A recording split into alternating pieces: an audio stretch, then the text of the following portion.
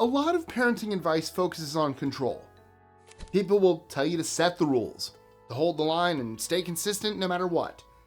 And yes, some of that matters, but it also misses something important: how kids actually respond to the people raising them. Today's list looks at parenting from a different angle. All the little things you teach them without realizing it, and how quickly kids can make them their own. I'm Mike with List 25, and these are 25 interesting parenting facts that every parent should know. 25. Kids learn how to calm down by watching you do it. Experts in child development have found that children mostly learn how to manage their emotions by watching others. Research from Harvard and other child development groups shows that the parts of the brain that control emotions and impulses grow stronger when kids see adults respond calmly and with control. When parents are in the habit of yelling during heated arguments or completely shutting down when they have to cope with stress, children see those reactions as normal. But if they take the time to slow down, talk about their feelings, and stay calm throughout it all, children copy those behaviors. Modeling calm behavior won't prevent children from having big feelings, but it will teach them how to handle those feelings safely. And in time, this approach is linked to less anxiety, better coping skills, and stronger relationships. 24.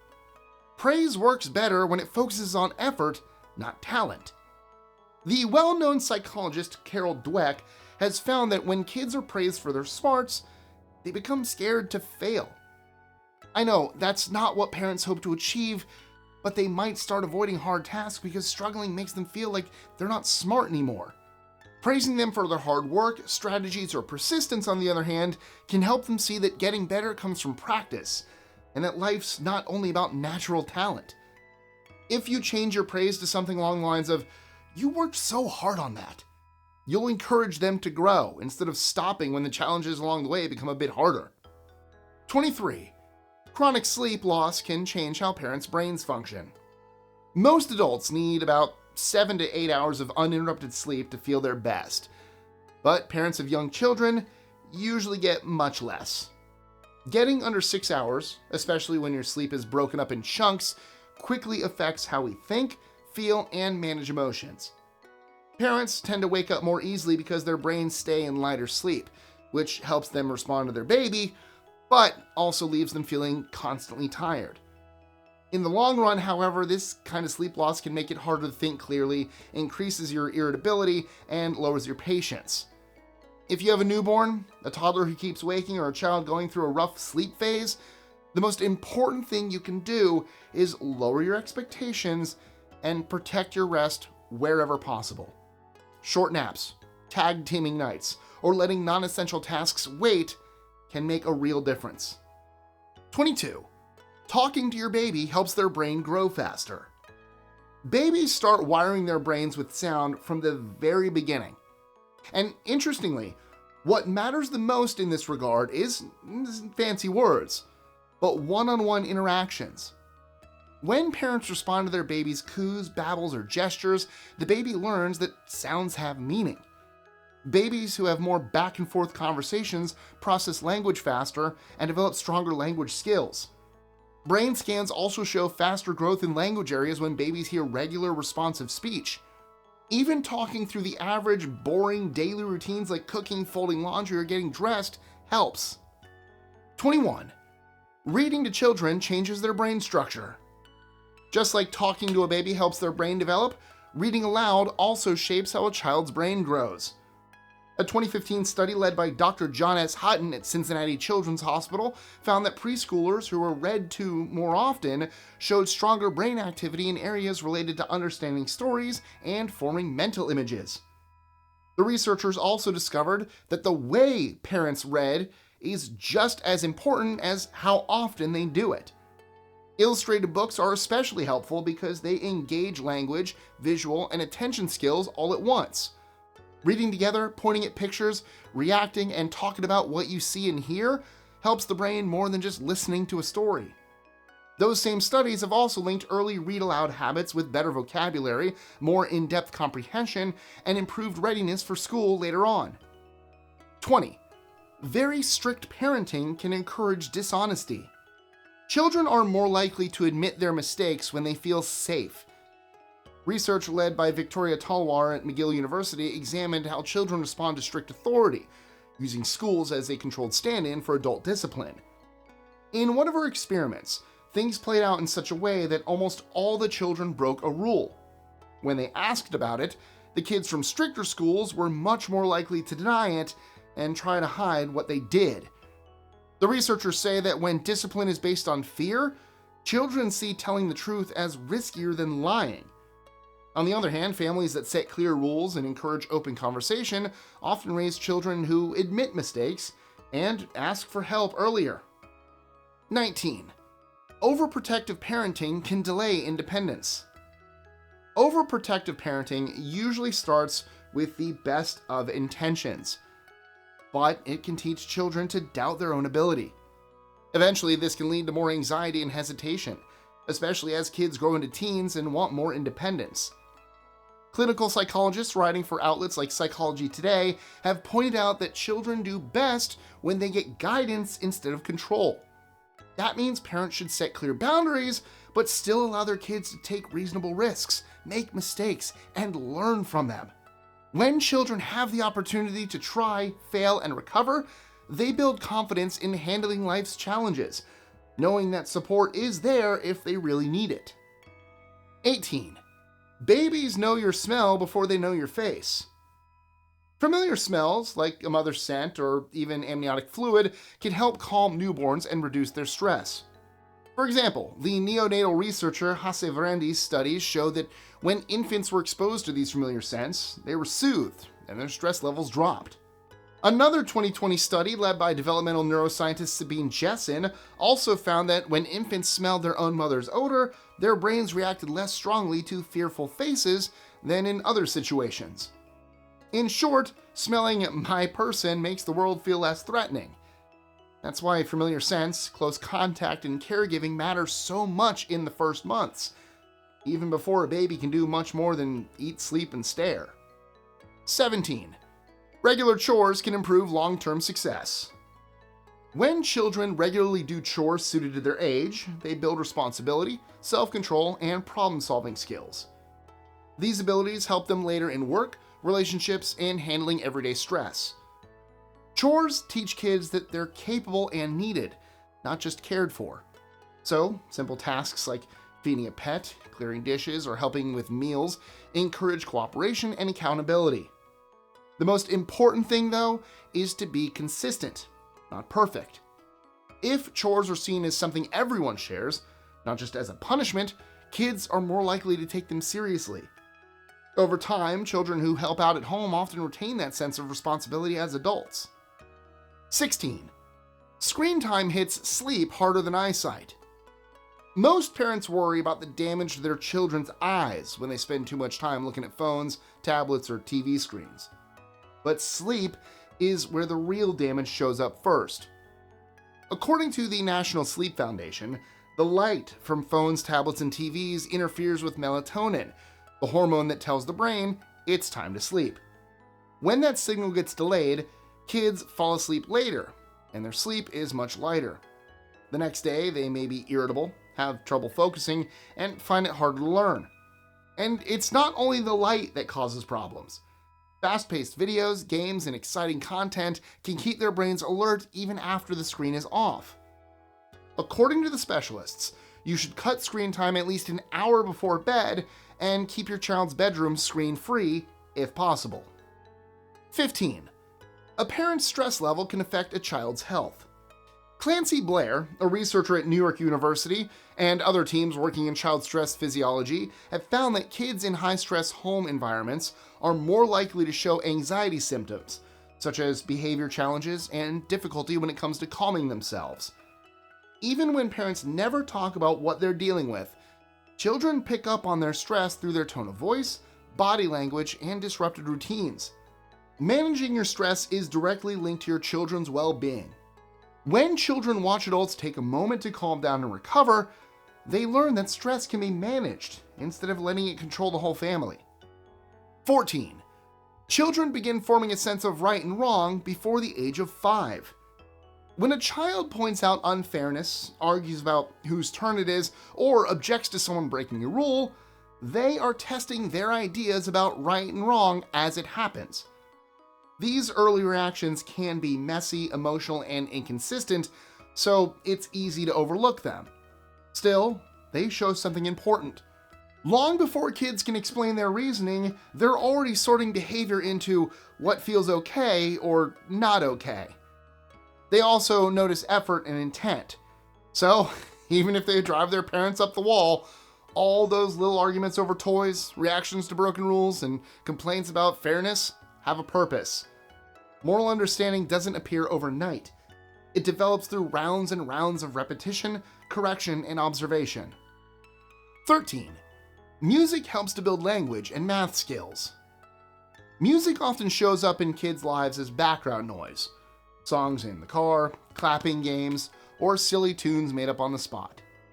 None of it looks like learning, which is why it's easy to underestimate what's happening. When kids listen to music, repeat rhythms, or sing along, they're practicing timing patterns and noticing sound differences, which connect language and math. Matching beats, remembering melodies, and guessing what comes next all use skills that help with reading and math. The brain uses these moments as practice, even if it doesn't label them as learning. These activities help kids build attention and memory all while having fun. That's often when they learn the most, even if we don't notice it. 12. They remember how you made them feel, not what you said. Emotional experiences are easier to remember than the exact phrases, which means tone often carries more influence than content. During childhood, the brain stores emotionally charged moments more efficiently, whether those moments happen during discipline or everyday conversations. When a parent remains calm while correcting a child, it sends a different message than reacting with irritation. Small acts of kindness during daily routines are just as important. So are moments when we validate a child's feelings when they're upset. Children are always keeping track of how they're treated, both when things go wrong and when things go right. And it goes on to shape how they see themselves and eventually rolls over into what they expect from relationships. 11. Outdoor play lowers anxiety and improves focus. A lot of kids show stress by becoming restless, irritable, or having trouble focusing. Spending time outside, even briefly, is one of the easiest ways to help them relax. Being in nature lets kids move around, invent their own games, and interact without always being told what to do. This kind of freedom seems to help them manage their mood and focus better. Dr. Katie Lockwood from the Children's Hospital of Philadelphia believes that unstructured outdoor play can also boost emotional health and lead to better sleep, which helps kids do better the next day. A park, a backyard, or even a small patch of grass nearby will do the trick. The important thing is to give kids a break from screens and routines so they can relax in a setting that doesn't demand too much from them. 10. Kids don't just grow up, they grow into a position. Birth order does not lock a child into a personality, but it does influence how they learn to move through the world. Older siblings often become reliable since they're watched closely. Young siblings learn to adapt because they join a family that already has its routines. Middle children usually figure out how to read the room early. Those patterns don't happen on purpose. They come from daily family life, like who gets time alone, who's expected to set an example, and who's allowed to take more risks. Parents' goals should not be to stereotype their children, but to understand the environment each one grows up in, since even small differences in attention and responsibility can make a big difference. 9. Empty compliments can do more harm than good. Kids pay attention to the way praise sounds, not just the words you use. So when your well-meant encouragement feels exaggerated or automatic, your children tend to disengage rather than feel supported. Being told they're amazing or the best ever can even create pressure instead of confidence, especially when your feedback doesn't match what actually happened. That uncertainty can also end up weakening their motivation rather than strengthening it. Praise that's more specific has a direct effect. When you mention their effort, focus, or progress, you give them something real to remember. This makes your words feel honest and takes away the pressure to live up to a label. 8. Play fighting teaches children about risk and self-control. During play fighting, kids learn how to judge other children's strength, timing, and reactions. Someone laughs, or they stiffen, or they get upset.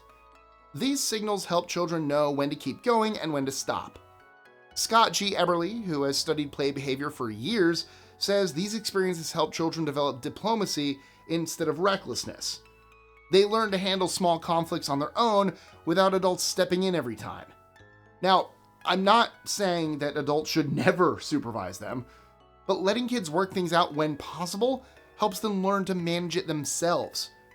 Kids become better at understanding situations and managing their physical and emotional energy in daily life. This kind of experience builds impulse control and self-awareness in ways that structured activities often can't. 7. Your digital distractions can undercut their emotional security. Most parents don't mean to ignore their kids, and it's rarely because they're checked out or don't care. But everyone has a tendency to take a quick look at their messages and emails or quickly scroll through Instagram during playtime. Researchers call this pattern technoference, meaning digital distractions interrupt time between parents and kids.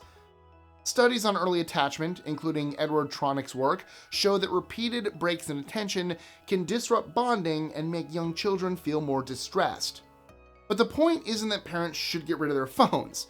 It's that your child will develop more trust and emotional security if you give them your full attention for short, focused periods of time rather than long periods of half listening. 6. Children copy their parents' conflict styles. Children are always watching what conflict looks like in real life, not just listening to what they're told afterward. Studies published in the journal Developmental Psychology have shown that ongoing tension between parents often affects how children feel about discipline, emotional safety, and trust. If your disagreements involve a lot of anger, pulling away, or lingering and ongoing resentment, your children will pick up these habits and see them as normal. So without even thinking about it, you're teaching them whether conflict means yelling, silence, blame, or working things out.